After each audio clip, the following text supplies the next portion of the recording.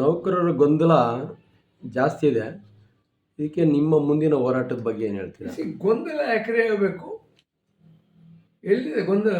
ಯಾರಿಂದ ಗೊಂದಲ ಆಗ್ತಿದೆ? ಆ ಗೊಂದಲ ಸೃಷ್ಟಿ ಮಾಡ್ತಿರೋರು ಅವ್ರನ್ನ ಕೇಳಿ. ಅವರು ನಮ್ಮಲ್ಲಿ ಎಲ್ಲೂ ಕೂಡ ನುಡಿಯಲ್ಲಾಗಲಿ ನಡಿಯಲ್ಲಾಗಲಿ ಗೊಂದಲ ಅನ್ನೋದು ನಮ್ಮಲ್ಲಿಲ್ಲ. Nothing like that. ಕ್ಲಾರಿಟಿ ಇದೆ. 38 ತಿಂಗಳು ಅರೇಸ್ಟ್ ಕೇಳಿದ್ದೀವಿ, ಅವರು 14 ತಿಂಗಳು ಆಫರ್ ಮಾಡಿದ್ದಾರೆ. ಸೊ ಗ್ಯಾಪ್ ಇದೆ. ಇನ್ನು ಒಂದು 27ರಿಂದ 4 ವರ್ಷ 3 ವರ್ಷ ಅವ್ರು ಹೇಳಿದರು. ಇವಾಗ ಅದು 1/25ಕ್ಕೆ ಕಳಿಸಿದ್ದಾರೆ. 1/4/25ಕ್ಕೆ.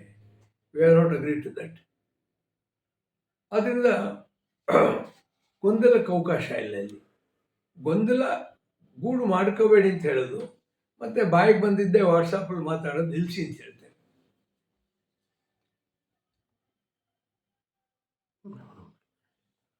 ಈಗ ಏನು BMTC 34ನೇ ಡಿಪೋದಲ್ಲಿ ನಡೆದಂಥ ಘಟನೆ, KSRTC ಆ್ಯಂಡ್ BMTC ಎಲ್ಲ ಈ ನಿಗಮದ ಪೂರ್ತಿ ಎಲ್ಲ ಡಿಪೋಗಳು ನಡೀತಾ ಇದೆ.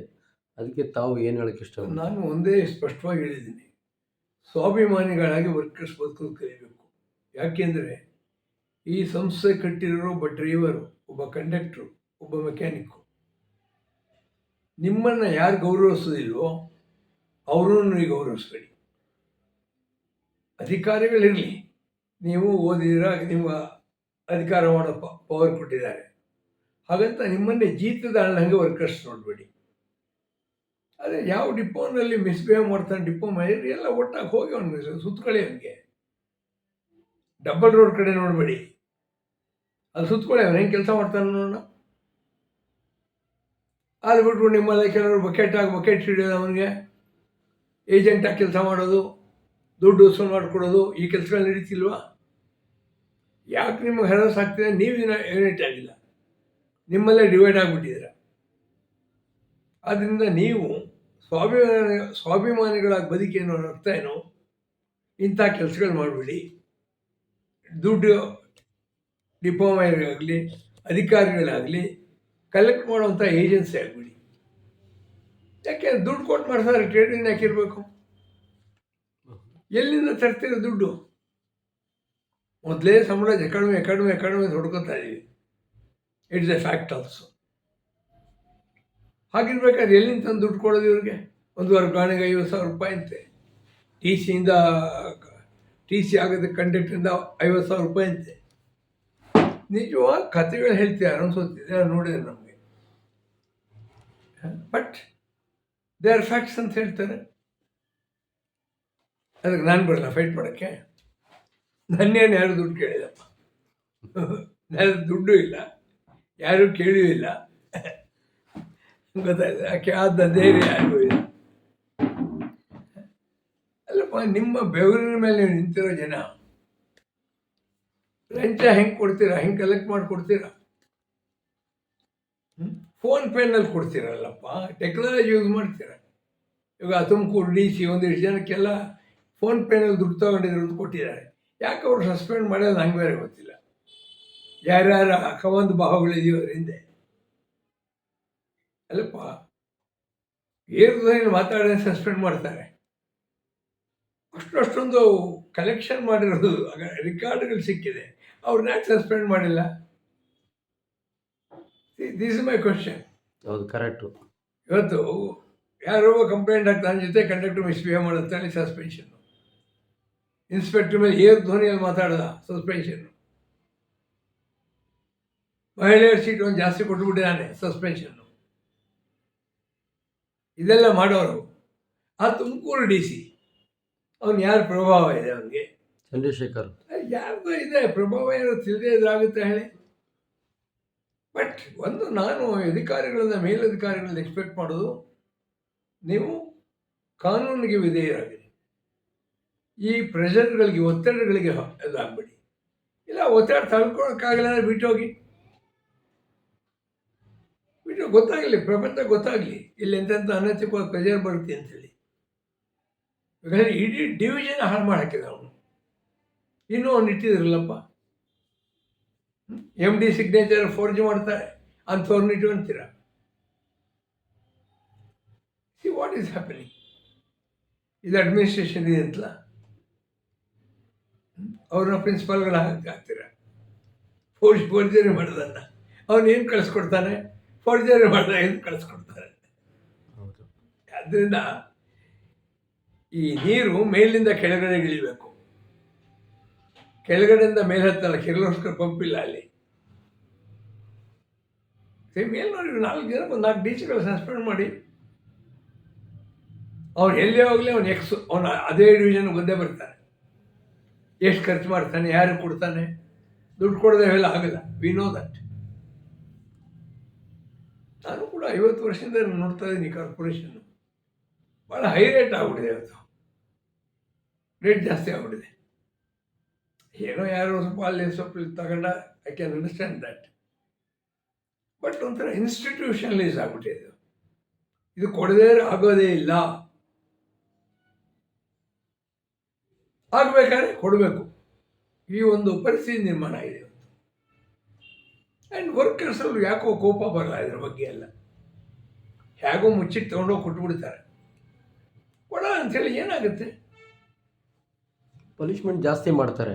ಏನಿಲ್ಲ, ಪನಿಷ್ಮೆಂಟ್ ಜಾಸ್ತಿ ಮಾಡಿದ್ರೆ ಅವ್ನು ಇಟ್ಕೊಳ್ಳಿ, ಅವನು ಯಾವನು ಪನಿಷ್ ಮಾಡ್ತಾನೆ? ಎಲ್ಲ ಹೋಗಿ ಸುತ್ತಕೊಳ್ಳಿ ಅವನಿಗೆ. ಪನಿಷ್ಮೆಂಟ್ ಜಾಸ್ತಿ ಆಗಿದೆ, ಲಂಚ ಕೊಡ್ತೀರಾ? ಎಲ್ಲಿ ತರ್ತೀರ ದುಡ್ಡು? ಸೊಸೈಟಿಗಳ ಬಡ್ಡಿ ಕೊಡ್ತೀರ, ಸಾಲ ತಗೋತೀರ. ಅದು ನಿಮ್ಮ ಮಕ್ಕಳಿಗೆ ಉಪಯೋಗಿಸಲ್ಲ, ನಿಮ್ಮ ಹೆಂಡತಿಗೆ ಉಪಯೋಗಿಸಲ್ಲ, ಮನೆ ಕಟ್ಟೋದಿಲ್ಲ.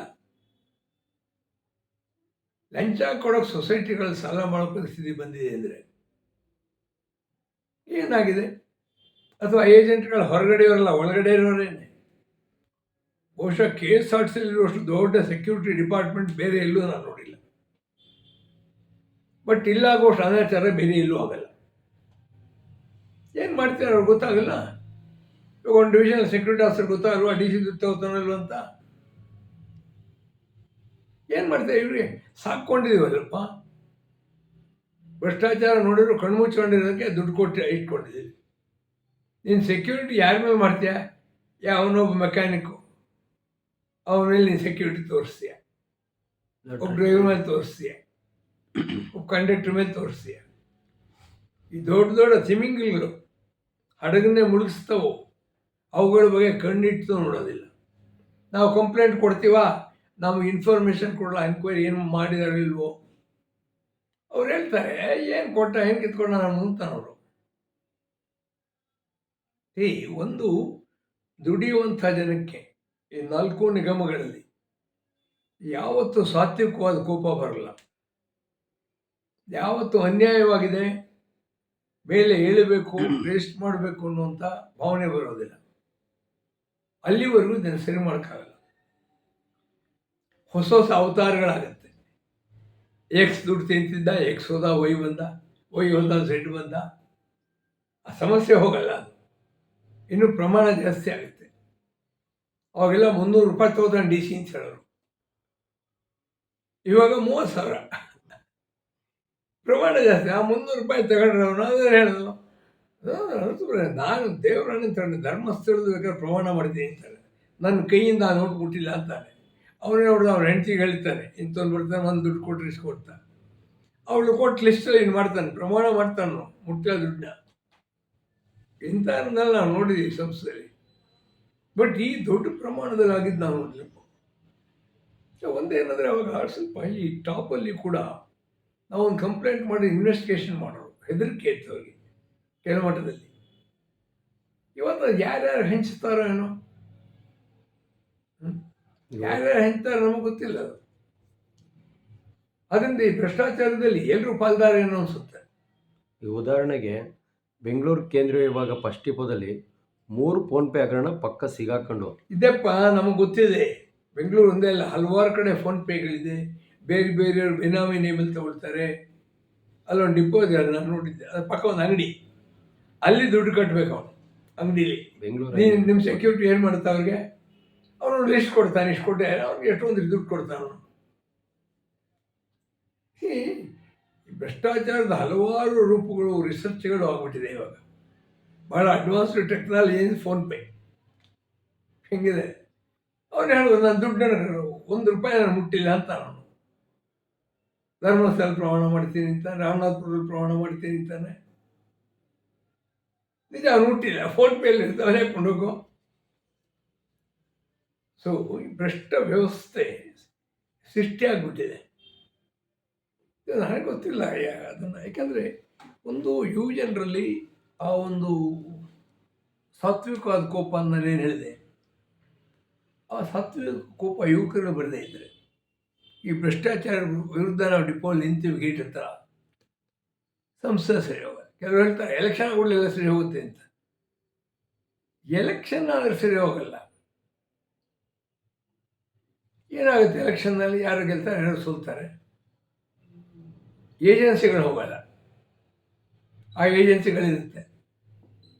ಇವತ್ತು ನೋಡಿ ಹಲವಾರು ಡಿಪೋಗಳಲ್ಲಿ ನನ್ನ ಹೆಸರು ಹೇಳೋಕ್ಕೆ ಹೋಗೋದಿಲ್ಲ, ಆ ಒಂದು ಕ್ಯಾಕಸ್ ಇರುತ್ತೆ, 5, 6, 10 ಜನದ್ದು. ಯಾರಿಗೆ ಡಿ ಸಿ ಹೋದ್ರೆ ಅವ್ರು ಬುಕ್ ಮಾಡ್ಕೋತಾರೆ. ಸೊಸೈಟಿ ಅವ್ರ ಕಂಟ್ರೋಲ್ ಇಟ್ಟಿರ್ತಾರೆ, ಡೆನ್ಸಿ ಸೊಸೈಟಿ. ಅವ್ರ ಸುಲಭವಾಗಿ ಏಜೆನ್ಸಿ ಕೆಲಸ ಮಾಡೋಕ್ಕೆ ಅನುಕೂಲ ಆಗುತ್ತವೆ, ರಹದಾರಿ ಸಿಕ್ಕದಂಗೆ. ಅವನೇನು ಕೆಲಸ ಮಾಡಬೇಕಾದಿಲ್ಲಲ್ಲಿ. ಇದು ಸಹಜವಾಗಿ ಜನರಿಗೆ ಒಂದು ಕೋಪ ಬಂದಾಗ, ಅವರು ಮೇಲಿದ್ದು ಪ್ರತಿಭಟನೆ ಮಾಡಿದಾಗ, ಇನ್ನೇನು ಭ್ರಷ್ಟಾಚಾರ ನಡೆಸೋಕೆ ಆಗಲ್ಲ ಅನ್ನೋ ತಿಳುವಳಿಕೆ ಟಾಪಲ್ಲಿ ಬಂದಾಗ ಅವಾಗ ಇದನ್ನು ಸರಿ ಮಾಡ್ಬೋದು, ಅದರ ಅರಣ್ಯರೋಧನ ಆಗುತ್ತೆ. ಅದೇ ನಾನು ನಮ್ಮ ಲೀಡರ್ಗಳಿಗೆಲ್ಲ ಕೇಳ್ಕೊಳ್ಳೋದೇನು, ಸ್ವಲ್ಪ ಇದ್ರ ಬಗ್ಗೆ ಅವೇರ್ನೆಸ್ ತಗೊಂಡು, ಅಯ್ಯೋ ಅವನು ಅಷ್ಟು ಕೊಟ್ಟ ನಾನು ಇಷ್ಟು ಕೊಡಿಸ್ತೀನಿ ಅಂತ ಹೋಗ್ಬೇಡಿ ನೀವು. ಆಗಲಿ ಪರವಾಗಿಲ್ಲ, ನಿಮ್ಮ ಮೇಲೆ ಕಣ್ಣಿಡ್ತಾರೆ, ಕಣ್ಣಿಟ್ಕೊಳ್ಳಿ. ಒಂದು ಸಮಾಜದಲ್ಲಿ ಬದಲಾವಣೆ ತರೋ ಕ್ಯಾರೇ ಬಂದರೂ ಕೂಡ ಕೆಲವು ಬೆಲೆ ತರಲೇಬೇಕಾಗತ್ತವರು. ಏನೂ ನಾವು ಖರ್ಚು ಮಾಡ್ದೇನೆ, ತೊಂದರೆ ತಗೊಳ್ದೇನೆ ಸಮಾಜ ಸರಿ ಹೋಗಲ್ಲ. ನಮ್ಮ ಧ್ವನಿ ಜಾಸ್ತಿ ಇದ್ದಾಗ ಇವೆಲ್ಲ ಮಿನಿಮೈಸ್ ಆಗಿತ್ತು. ಇವತ್ತು ನಮ್ಗೆ ಆ ಧ್ವನಿ ಇಲ್ಲ. ಹಲವಾರು ರೂಪದ ಭ್ರಷ್ಟಾಚಾರ ಬರ್ತಾ ಇದೆ. ಆದ್ದರಿಂದ ಅಯ್ಯೋ ಎಲ್ಲ ಭ್ರಷ್ಟಾಚಾರ ಬಿಟ್ಟು ಓಡೋಣ ಕಾಡಿಗೆ ಅಂತ ಹೇಳಿದ್ರೆ ಆಗಲ್ಲ. ಕಾಡಿನಲ್ಲಿ ಭ್ರಷ್ಟಾಚಾರ ಶುರುವಾಗುತ್ತೆ ಇವಾಗಲೇ ಎಲ್ಲಿ ಅಂದರೆ. ಸೊ ವರ್ಕರ್ಸ್ ತಿಳುವಳಿಕೆ ತಗೊಂಬನ್ನಿ. It may take time, no matter. ಒಂದು ಡಿಪೋಲ್ ಅಟ್ಲೀಸ್ಟ್ ಒಂದು 50 ಜನ ಗಟ್ಟಿಯಾಗಿರೋ ನಿಂತರೆ ಅವ್ರು ಹೆದರ್ಕೋತಾರೆ ಅಧಿಕಾರಿಗಳು. ಇದೊಂದೇ ದಾರಿ ನನಗೆ ಗೊತ್ತಿರೋದು. ಮ್ಯಾಜಿಕ್ ವಾಂಡ್ ಇಟ್ಕೊಂಡು ಮಾಡೋಕ್ಕಾಗಲ್ಲ, ಅಥವಾ ಯಾವರೇ ದೇವರೇ ಬಂದು ಸರಿ ಮಾಡೋಕ್ಕೂ ಆಗಲ್ಲ. ಇದು ನಿಮ್ಗೆ ಗೊತ್ತಿದೆ ದೇವಸ್ಥಾನಗಳಲ್ಲಿ ಏನಾಗ್ತಿದೆ ಅಂತ. ಅದು ನಮ್ಮ ಪ್ರಯತ್ನ ಇರಬೇಕು, ಸಾತ್ವಿಕವಾದ ಆಕ್ರೋಶ ಇರಬೇಕು. ಬೇರೆ ಸಮೇತ ಅದನ್ನು ಹೊರಗಡೆ ಹಾಕ್ತೀನಿ ಅನ್ನೋ ತೀರ್ಮಾನ ಬೇಕು. ಅದಕ್ಕೆ ಬೇಕಾದಂಥ ಸಂಘಟನೆ ತ್ಯಾಗ ಮಾಡಲಿಕ್ಕೆ ನಾವು ತಯಾರಿರಬೇಕು. ಸರ್ಕಾರ ತಮ್ಮನ್ನು ಮಾತುಕತೆ ಕರೆದ್ರೆ ನೀವು ಅದ್ರ ಬಗ್ಗೆ ಕಾರ್ಮಿಕರಿಗೆ ಏನು ಹೇಳಿ ಇಷ್ಟಪಡ್ತೀರಾ? ಅದೇ ಮಾತುಕತೆ ಕರೆದು ಹೋಗ್ತೀವಿ ರೀ, ಒಳ್ಳೆ ಚೆನ್ನಾಗಿ ಮಾತುಕತೆಗೆ ಹೋದ್ರೆ ಮಾತಾಡ್ತೀವಿ ಅಷ್ಟೇ. ವರ್ಕರ್ಸ್ ತಾಳ್ಮೆಯಿಂದ ವೆಯ್ಟ್ ಮಾಡಿ ಅಂತ ಹೇಳ್ತೀವಿ. ಬಂದ ಹಿಂದೆ ಆ ಪೈಡ್ ಪೇಪರು ಕಿಂದರ್ಜಿ ಹೋಗಿ ಏನಾಯ್ತು ಅವ್ರು ನಿಂದು ಹೋಗಿದ್ದಕ್ಕೆ 16,000 ಜನ ಬೀದಿ ಪಾಲಾದ್ರಿ. 1.25 ಲಕ್ಷ ಜನ ಸಂಬಳ ಕಟ್ ಮಾಡಿಸ್ತಾರೆ 20 ದಿವಸ. ಇವತ್ತು ಬೆವರ್ತೀರಿ ಅದು ನೆನೆಸ್ಕೊಂಡ್ರೆ. ಸ್ಟ್ರೈಕ್ ಮಾಡಿ ಅಂದರೆ ಬೆವರು ಶುರುವಾಗುತ್ತೆ. ಏನು ಮಾಡಿದ್ರಪ್ಪ ಅವನಿಗೆ? ಅದನ್ನು ತಾಳ್ಮೆಯಿಂದ ವೆಯ್ಟ್ ಮಾಡಿ we are going to negotiate.